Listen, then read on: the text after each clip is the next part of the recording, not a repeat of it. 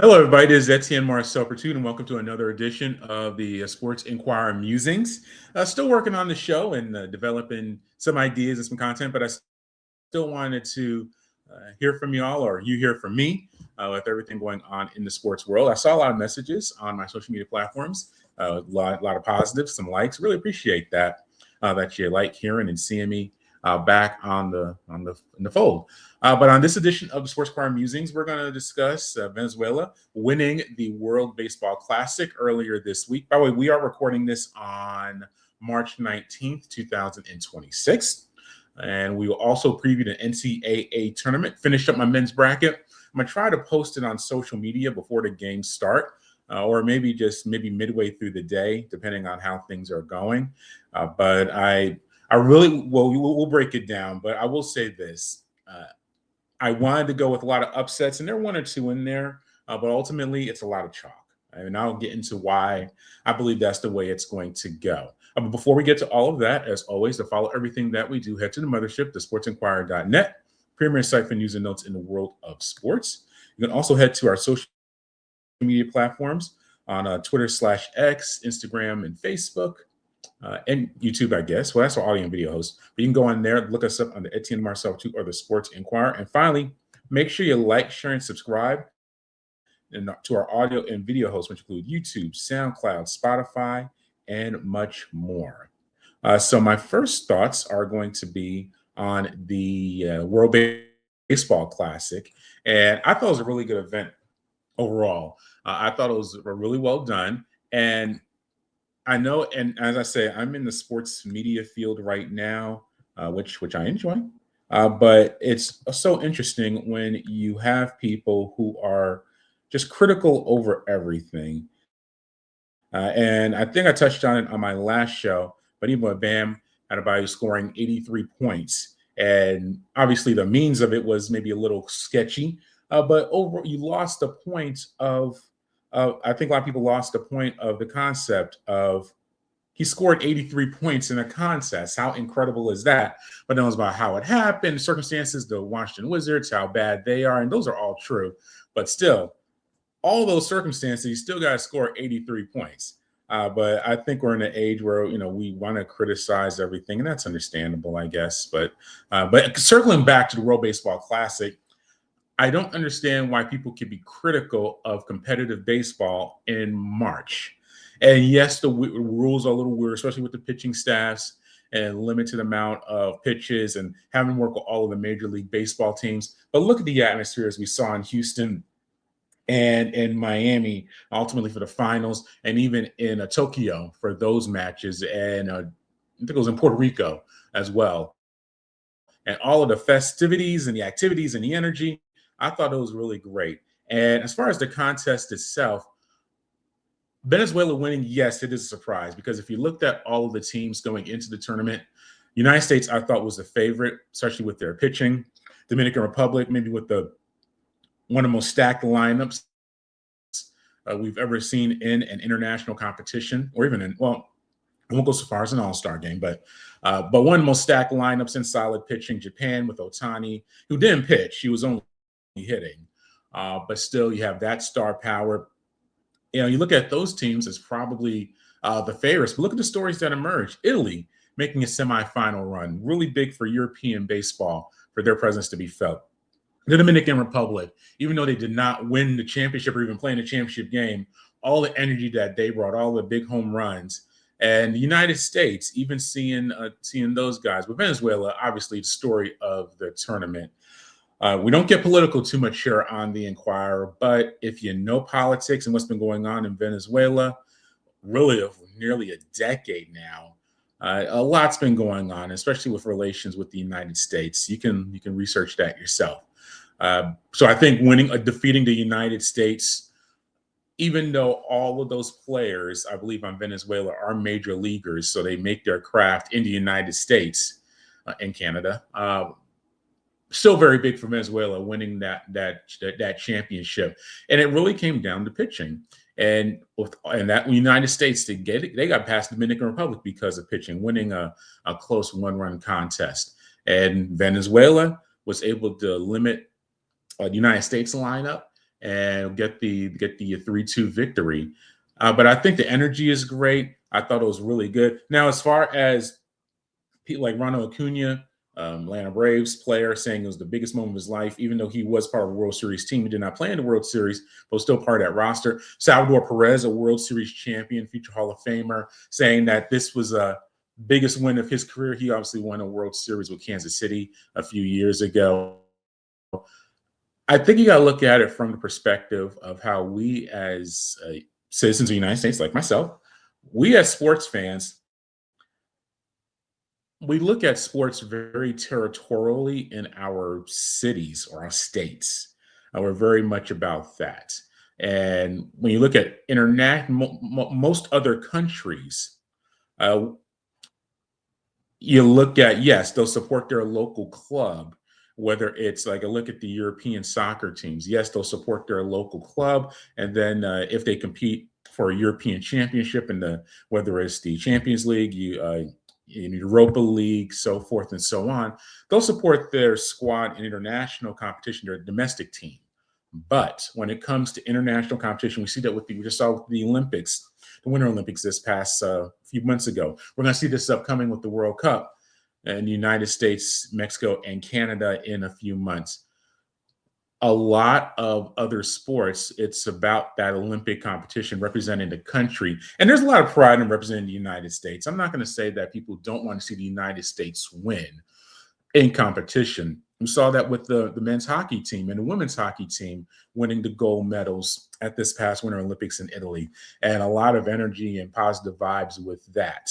But ultimately, as the United States, we're very focused on supporting our local squads. And for a lot of these other countries, like Venezuela, like Dominican Republic, and Japan in the competition, while some of those players or majority of the players on that team do play for in Major League Baseball for their teams in the United States and Canada with the Blue Jays. They want to win, of course. They're professionals and they're competitors. They want to win that. But when you have the chance to represent your country in a competition that only takes place every 3 years or so, sometimes 4, depending on the calendar, really significant for them to win that championship. And you saw Venezuela. I saw the players crying. Suarez, who had a big game, the Cincinnati Reds player, had a big performance. You saw him crying, emotional after the contest. There are clips of Ronald Acuna, him crying and being emotional also. This is a very big moment for Venezuela. And yes, beating the United States is part of that too, because in a lot of competitions, in baseball, the United States is it's the winner of this. It was started here, or well, this form of baseball, very big. And I think it's really good to see that. And yes, I'm a United States citizen. I want to see the U.S. win in competitions. I still like to see that. But I don't mind other teams winning if they're the better team and they won the contest. It's about competition. And I think there's, some people have some bitterness over Venezuela winning, but they earned it. They won the game. And it was just good seeing the energy and them winning the championship. And as far as the U.S. goes, yes, Mark DeRosa, not the best managerial moments, just questionable pitching choices. Some guys like Aaron Judge did not have a really good semifinal and final, striking out. And so you look at that type of stuff, and I said that's just really the way it went. But I thought it was really good. I think they should keep it in this time period. Don't mess with it. Don't play it in the middle of the season where you have to take a break and everything like that. Sure, would you maybe get a few more players who are more in form if it's in the middle of the season as opposed to their spring training period? Yes, but you also leave more susceptibility to injuries because guys have played a few months, and that always happens. You would assume they'd be a little more fresher with the start where they haven't started the regular season, MLB regular season yet. You'd probably get better pitching, honestly. You would get more guys that can probably pitch longer. So you would get that benefit. It's perfect timing. It's right in yes, the NCAA tournaments is taking place, but look at what's going on. Hockey is in the middle of its regular season. NBA is in the middle of the regular season. NFL is done with. We have college basketball coming up in the next few weeks, which will take over. all those things that take up the sports vacuum are less when you have MLS too, with respect to Major League Soccer going on right now also. But where with the World Baseball Classic taking place where it is right now, I think it's a really, really good time on the calendar. Look, all the attention they got. The ratings were tremendous. I thought it was a really good tournament overall. So I really enjoyed that. And we also have the NCAA tournament coming up starting later today as we're recording this on March 19th. And I filled out my bracket. One of my other jobs has an office pool, so I filled that out, and hopefully I get a win. I think we get a free gift card or something, but it's always about pride. When I said earlier in the show, looking at filling out the brackets, I still follow college basketball quite a bit, whether it's locally with our teams here in the state of Georgia or my alma maters, Vanderbilt and Belmont. Vanderbilt's in the tournament. Belmont is not in the tournament, but still, just following those squads. And I used to know a lot more about these teams, and I think there are several reasons for that. Obviously, players leaving a lot earlier. When I started, I'm an older man. Back when I started following college basketball in really the late '80s into the early '90s, guys stayed around 2, 3, sometimes even 4 years with their teams, at least 3. Rarely did you have a guy leave after freshman year, but you got to know guys. And coaches stayed with their teams a lot longer. You got established rapport. You got to see a player grow from a freshman all the way to an upperclassman. But we don't have that now. Obviously, players they can't leave after high school technically yet or right now, but they have to stay at least go to 1 year of post at 1 year after graduating high school, whether it's college or otherwise. But still, it's only 1 year. A lot of the top guys you're going to see playing in this tournament are going to be in the NBA this time next year. So that's one thing. But I think another thing that really has, I don't know if it necessarily hurts, but it's made things different is NIL and the transfer portal. A lot of the teams that we've seen develop over the past 10, 15 years, Gonzaga really being the exception, but you look at all those mid majors from the MAC, the from the Sun Belt, from the those type of programs, WCC, from the Atlantic 10, and conferences like that, they get depleted by major programs. That's the thing that we don't look at. If you look at when we look at the squads that we've seen past, like I'll just pick one. Gonzaga is like a St. Mary's, for example, like a team like that, where it's like, okay, they're going to they could make a run to Sweet 16, maybe an Elite Eight, because they have veterans in their squad and everything like that. They've been together 2, 3, 4 years, a lot of seniors, everything like that. But by the time those players become really talented, I've seen it at Kennesaw State, for example, where top guys, they play really well for 1, 2 years, and then they transfer to a Power 5 conference. So that's depleting the mid majors. So when you're looking at the ultimate bracket, and I'm going to run this down in a few minutes, a lot of those mid major squads that you thought could make a run, they are not going to be as successful because that freshman or sophomore that they had on the squad that would have been a junior and senior by now and really a major presence, that player is probably already at a team in the SEC, the ACC, Big Ten, squads like that. And then you look at outside of Duke, Arizona, and Florida, and I mean, obviously, those teams benefit from getting transferred, and players, some squads leave them. Even the middling SEC teams or the Big Ten teams are not as strong as they used to be because it's just they're spreading around. So, anyway, getting to the bracket itself, and I'm going to try to post this, but I'm going to review it while we're talking. I'll just go to my Sweet 16s. Well, as far as first round upsets, in the East region, I have South Florida over Louisville. That's an 11 over a 6. And then I'll just do it break it down by region, and then we'll roll from there. But as far as the East goes, outside of that, my Sweet 16 is Duke and St. John's. and then Michigan State and UConn. And I have Duke defeating St. John's and UConn over Michigan State, and then Duke winning the region. Duke, obviously, with the Boozer twins, they're a big presence, really good. You got some players that didn't really play in the ACC tournament, didn't matter, they still won it. But maybe they're going to work their way back in the health. Very young squad. And that's where you're going to face a team like a St. John's, who are veterans, UConn, a lot of older players on that team. Duke is really, really talented. Not necessarily the deepest team, but very, very young. But I still think Duke wins that one, that region. And then in the South, let's see, I have all the top seeds winning in the first round. I have Vanderbilt over Nebraska, really good contest there.